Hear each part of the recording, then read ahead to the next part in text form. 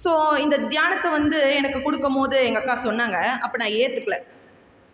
எதுக்குன்னா நான்வெஜ் வந்து விட சொல்கிறாங்க, முக்கியமான காரணமாக இருக்குது அப்படின்னு சொல்லிட்டு நான் அதை ஏற்றுக்கவே இல்லை. அதுக்கப்புறம் என் கணவர் வந்து அதே சஃபரிங்கில் வேறு விதமான சஃபரிங் அவருக்கும் இருந்துச்சு. ஸோ அவரும் தியானம் பண்ண ஏதோ ஒரு மாறுதல். அவர் மட்டும் எப்படி ஹாப்பினஸ்ஸாக இருக்கார்? சஃபரிங் இருக்குது ஆனால் ஹாப்பினஸ்ஸாக இருக்காரே, அப்போ இதை நம்மளும் பிடிக்கணும் அப்படின்னு சொல்லிட்டு ஸோ அவங்க வந்து ஒரு 3 monthsலேயே நான் வந்து சரி இதுக்காக நம்ம நான்வெஜ்ஜை கட் பண்ணிடலாம் அப்படின்னு சொல்லிட்டு தியானத்துக்குள்ளே வந்தாச்சு. ஸோ அவங்களோட எனர்ஜி தான் என்னை ஃபஸ்ட்டு இந்த தியானத்துக்குள்ளே நுழைய வச்சுது. ஸோ அதுக்கப்புறம் எனக்கு என்ன ஃபஸ்ட்டு கிடச்சிது அப்படின்னா, மேம்க்கு இந்த இடத்துல நன்றி சொல்லியே ஆகணும். நீங்களும் ஒரு கிளாப்ஸ் பண்ணிவிடுங்க. ஏன்னா எனக்கு அவங்களோட இதில் பேச வாய்ப்பு கொடுத்தாங்க.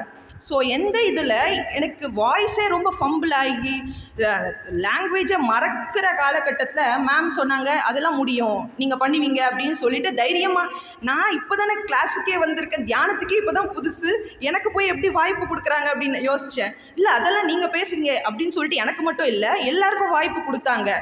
ஸோ அதுக்காக மேம்க்கு வந்து நன்றி சொல்லிக்கணும். எல்லாருக்கும் சுவாத்தியாயத்துக்கு வாய்ப்பு கொடுத்தாங்க குரூப்பில். ஸோ அதனால தான் எங்களோட வளர்ச்சி என்னென்னா, தியானம் மட்டும் இல்லை, ஞானத்துலேயும் இன்றைக்கி எங்கே இருந்தாலும் பேச முடியுது. ஸோ அதுக்கு காரணம் மேம் தான். ஏன்னா மேம் வந்து எப்போவுமே சொல்லுவாங்க, நத்திங் இஸ் இம்பாசிபிள். எப்போவுமே ஒரு தாட் போட்டால் அந்த விகல்பமே இருக்கக்கூடாது, அதில் ஒரு விதமான சந்தேகமும் இருக்கக்கூடாதுன்னு சொல்லுவாங்க. ஸோ அவங்கக்கிட்ட அந்த டேக் அவே வந்து நான் எப்போவுமே எடுத்துப்பேன். ஸோ எனக்கு என்ன ப்ராப்ளமாக இருந்துச்சுன்னா, அவுட்டரில் இருக்க சஃபரிங்கை விட இன்னரில் இருக்க சஃபரிங் தான் ரொம்ப வர்ஸ்ட் அப்படின்னு எனக்கு தோணுச்சு. ஸோ அதுக்கப்புறம் தான் எல்லோரும் சொல்லுவாங்க, நீ அதிகமாக கோவப்படுற, எந்த தவறுதலையும் நீ வந்து அக்செப்ட் பண்ணிக்கிறதே இல்லை அப்படின்னு சொல்லுவாங்க. அவங்களாம் சொல்லும் போது நான் ஏற்றுக்கிட்டதே இல்லை.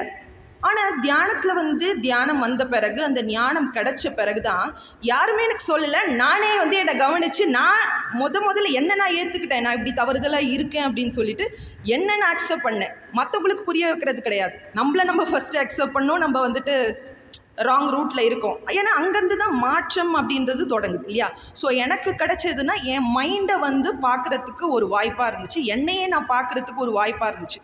ஸோ எனக்கு தியானம் எதுக்கு அவசியமாக இருந்துச்சு அப்படின்னா, செல்ஃப் அவேர்னஸ், அந்த செல்ஃப் ரியலைசேஷன்.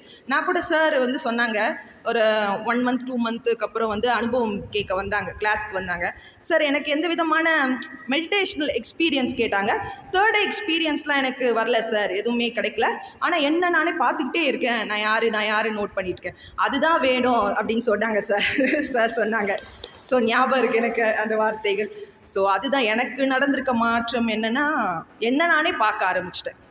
ஸோ இப்போ வந்து ஒரு தவறு நடக்க போது தான் முன்கூட்டியே என்னால் அந்த பேச்சை கட்டுப்பாடு கொண்டு வர முடியும், அங்கே மௌனம் காக்க முடியும், கோபப்படாமல் அந்த சூழ்நிலை என்னால் மாற்றிக்க முடியும், அந்த சஃபரிங்லேருந்தே என்னால் மாற்றிக்க முடியும்.